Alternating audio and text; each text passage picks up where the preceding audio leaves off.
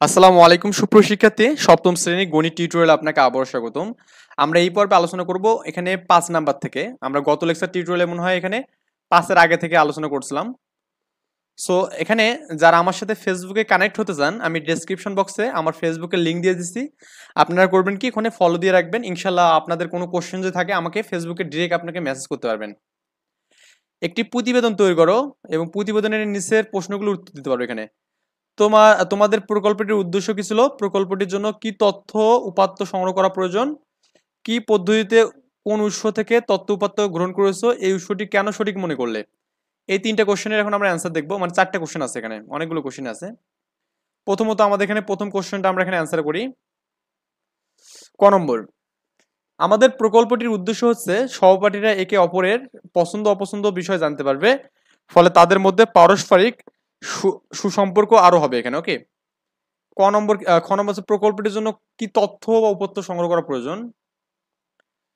ক, প্রকল্পটির জন্য আমরা সহপাঠীর মধ্যে কোন রং পছন্দ করে তার উপাত্তগুলো সংগ্রহ করা প্রয়োজন এখানে। ওকে, এটা গেল। তারপরে হচ্ছে গ নম্বর, কি পদ্ধতিতে কোন উৎস থেকে তথ্য উপাত্ত সংগ্রহ করেছো? এই উৎসটি কেন সঠিক মনে করলে? এটা আমাদের এখানে ব্যাখ্যা করতে বলছেন।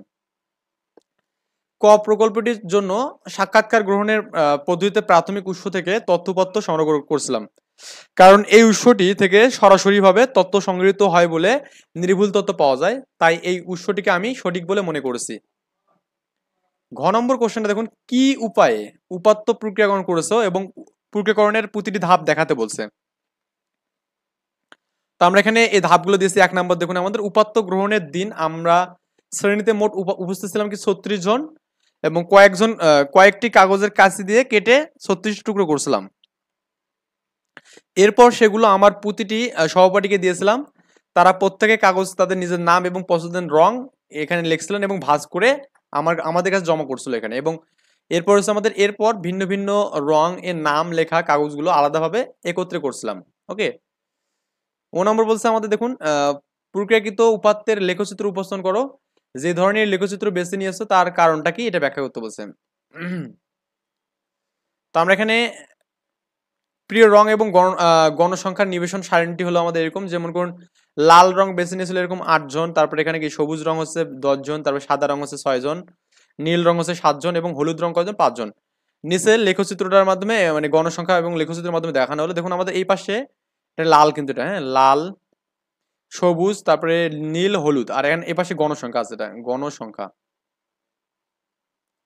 তো দেখুন আমার লাল রং পছন্দ করছে কয়জন? 8 জন। এখানে যে 8 এর এখানে একটা আছে। তারপরে সবুজ রং কয়জন করছে? 10 জন, 10 এর এখানে আছে। আবার সাদা রং কতজন? 6 জন, 6 এর এখানে আছে। নীল রং কতজন বলুন? 7 জন।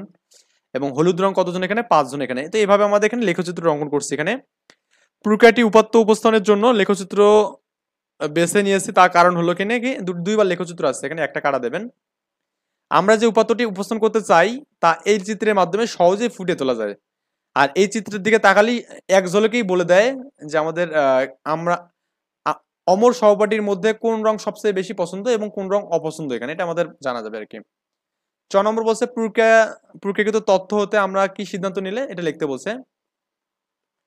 লেখচিত্র থেকে দেখা যাচ্ছে যে আমরা আমার সহপাঠীদের মধ্যে সবুজ রং সবচেয়ে বেশি পছন্দ, বা এখানে 10 জন কিন্তু আমাদের কি করছে? সবুজ রং পছন্দ করছে এবং হলুদ রং সবচেয়ে কম সংখ্যক পছন্দ করছে, মানে 5 জন পছন্দ করছে এখানে। ওকে, আচ্ছা, এই একই বিষয় দিয়ে এখানে এই পর্যায়ে তোমাদের দলের সাথে তুমি উপাত্ত এবং তথ্য সংগ্রহ মানে আরম্ভ করতে পারো এবং উপাত্ত তথ্য সংগ্রহের পর তোমাদের সেগুলো প্রক্রিয়াকরণ করতে হবে।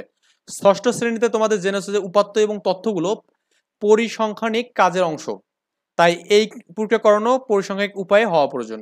পরিসংখ্যানিক উপায়ে তথ্য এবং উপাত্ত প্রক্রিয়াকরণের করার আগে তোমাদের মূল কিছু ধারণা আর পদ্ধতি জানা দরকার এখানে। এই অধ্যায়ে বাকি অংশে আমাদের এই বিষয়গুলো আমরা আলোচনা করব। এখন বলছে এখানে উপাত্তের কি বলছে দেখুন, উপাত্তের উপস্থাপন এখানে। হ্যাঁ, তোমরা ইতিমধ্যে জেনেছো সংখ্যাসূচক তথ্য বলি পরিসংখ্যানের উপাত্ত। এই সকল উপাত্ত সাধারণত অবিন্যস্ত ভাবে থাকে এবং বিন্যস্ত উপাত্ত থেকে সরাসরি প্রয়োজনীয় সিদ্ধান্ত নেওয়া যায় না।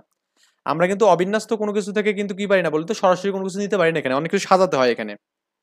এজন্যই উপাত্তগুলোকে বিন্যস্ত বা সারিযুক্ত করা প্রয়োজন হয়।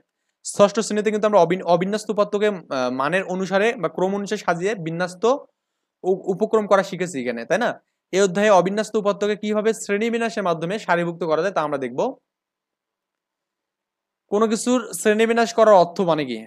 মনে করো তোমার ক্লাসে 40 জন শিক্ষার্থী আছে, তোমরা সকালে একসাথে শ্রেণীকক্ষে ঢুকে পড়ে যে যে যেখানে খুশি বসলে কেমন একটা এলোমেলো দেখায় না? এখানে বলছে শ্রেণীকক্ষে অবিন্যস্ত হয়ে থাকে, এখানে মানে আমাদের এখানে কিন্তু একটা নিয়ম মাফিক নেই, কিন্তু এখানে এলোমেলো যে বসে থাকে, একজন লাস্টে, একজন ফার্স্টে, একজন মাঝখানে, এরকম হলে কিন্তু মানে এলোমেলো দেখায়। কিন্তু প্রত্যেকের জন্য যে একটি বেঞ্চ বা সিট বরাদ্দ করে দিলে সারিবদ্ধভাবে সবাই সুন্দর করে বসলে গোছানো হয় বা নিয়মতান্ত্রিক মনে হয়। এখানে সবাই নিজেদের বরাদ্দকৃত স্থানে বসলে শ্রেণীকক্ষটির বিন্যস্ত দেখায়। উপাত্তের ক্ষেত্রেও এমনই, এখানে অনেকগুলো সংখ্যায় এলোমেলোভাবে বসানো রাখলে আমরা যদি অর্থের ওপর ভিত্তি করে যে সাজাই বা ঊর্ধ্বক্রমে সাজাই এখানে, তাহলে কিন্তু আমার দেখা যাচ্ছে মনে করুন 5 2 1 আছে, আমি যেটাকে 1 2 5 লিখি, তাহলে কিন্তু এটা সাজানো হচ্ছে। হ্যাঁ, আচ্ছা। কিন্তু উপাত্তের সংখ্যাগুলোর উপর ভিত্তি করে সুবিধাজনক ব্যবধান নিয়ে উপাত্তগুলোকে কতগুলো শ্রেণীতে বিভক্ত করলে তা বিন্যস্ত হতে পারে বা থাকে, তাকে বিশ্লেষণ করা হয় এখানে। ওকে, তো নিচের আমাদের প্রশ্নগুলোর উত্তর খুঁজতে খুঁজতে